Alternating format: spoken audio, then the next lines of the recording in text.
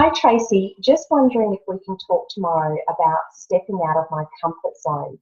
I've felt in a bliss, happy-like state for many months now, much happier than I was. Work used to be overwhelming, children, business, etc., but I seem to have found a balance and feeling good. I know, however, that being comfortable doesn't make you grow and learn. I want to move forward, but not sure where to from here and not losing our balance. So thank you so much for sending that question in. It's a fantastic question. So the answer to your question is this. You have actually taken the first step, and this is the step that most people miss. So what most people do is they live in their life where things are overwhelming and they try to set goals and step outside of their comfort zone at the same time. And it's impossible to achieve anything in that state because of the overwhelm. So the frequency of overwhelm actually attracts more overwhelm. So when you're trying to juggle growing, and which is really the way we grow is by setting a goal and going for it, with all of the other things in your life that are not balanced, you just don't get anywhere. And in fact, setting the goal just adds to the overwhelm. So what you've done is clear the overwhelm first. And essentially you've done that by letting go of allowing your life to be dictated by people around you and stepping into who you really are and making choices about what you love and spending more time on your priorities rather than what you think you should do. So that's the first step. So now that you've got this blissful state where you feel really happy and content, the fact that you have the urge to grow means that you've spent enough time in that state of just enjoying life as it is without any change to it. And that's really the first step, which is brilliant. So in terms of your comfort zone, this is talked about a lot. People talk about the fact that, you know, growth doesn't happen inside your comfort zone. And I think that's true. I think that when you do reach for something, it stretches you and it can feel uncomfortable. And the reason it feels uncomfortable is because you're actually going to let go of some limiting beliefs for you to actually make that change that you want. But the key is choosing what it is that you're going to go for. And that's why I think it's so important that you've taken that first step, where you actually have complete clarity around what it is that you want. Whereas if you take that first step when you don't have that clarity, then you actually end up just going for things that aren't necessarily what you really want. So from here, the first steps, I'll get you to write these steps down. Step one is to feel deep gratitude. Because what you want is to maintain the way that you feel while you set a goal and go for something else.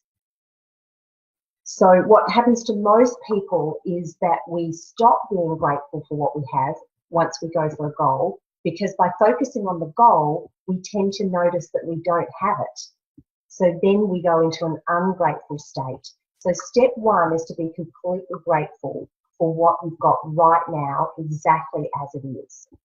And this also lets go of the attachment to the attainment of the goal. So even though you choose something that you want and you're going for it because you want that outcome, when your happiness depends on it, that's attachment. But while you start each day grateful for everything exactly as it is, then you are not letting go of that gratitude. So that's step one. Then step two is to actually notice out of everything that you're grateful for right now, what you would love more of. So where in your life would you like to expand on what you're already grateful for? Now, this can be in terms of an emotion.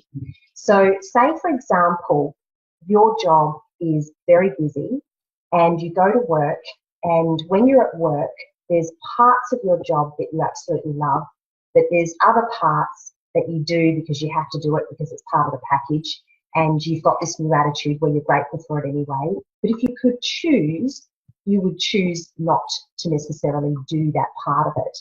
So you might look at the part of your job that you really enjoy and say to yourself, why do I like that part of it? Why do I feel good in those moments when I'm at work? What is it about that I like? And what you'll tend to find is that now that you're connected to soul, it'll be because you're making a difference. So the question is, where do I make a difference and how can I expand on that? So you might make a difference because you're now present with your children, whereas before you used to be in your head so much and so unhappy and so overwhelmed and stressed that even when you were with your children, you weren't really present. So now you focus on being present when you're with your children. So one of the things that will come up is, I make a difference in my children's life because I'm present when I'm with them, and I can see that in my children. At work, there'll be times when you're very present and you're really listening to what somebody's saying, whether it be a patient or whether it be someone that you're working with, for example. And so you start to say, okay, this is what lights me up, this is what I enjoy. And then you decide, okay, I want more of that. So that's step two. That's step two, identifying where you'd like to expand on the things that you already are being, doing, or having. So you're grateful for them now, you identify them, and you'd like to expand on them. So with the example of wealth, you're deeply grateful for the current finances that you have, for your income, for your husband's income, for any other income that you have, for the roof over your head. All of those things, you're deeply grateful for what you currently have.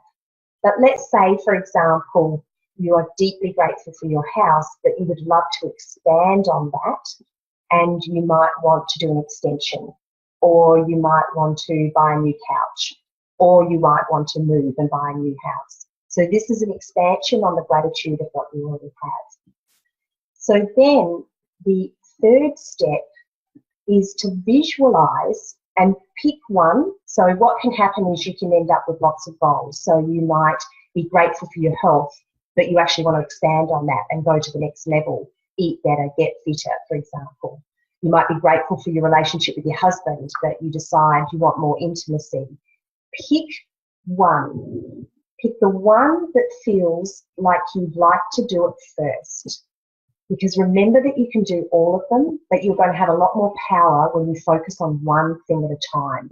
And this is where people spread their energy too thin, is they're just trying to achieve everything at once. So it doesn't matter which one you pick, but just ask yourself, if I could only have one right now, which one is most important to me right now? And there's absolutely no right or wrong answer. Just really trust what comes up straight away when you ask yourself that question. So step 3, when you've chosen that first thing, is to visualize it and feel it. What does it feel like? So let's say, for example, it's in the area of your work, but you don't know exactly how you're going to expand in that area. And it's the fact that you are making a difference in other people's lives. You can feel that. You can tap into the feeling that you get already when that happens in your life. And you can say things like, more and more every day, I am feeling like I make a bigger impact on the world. I love the feeling of helping people every day. And you just visualize, even just a look on somebody's face or yourself and feeling that feeling. And then step 4 is a really important step.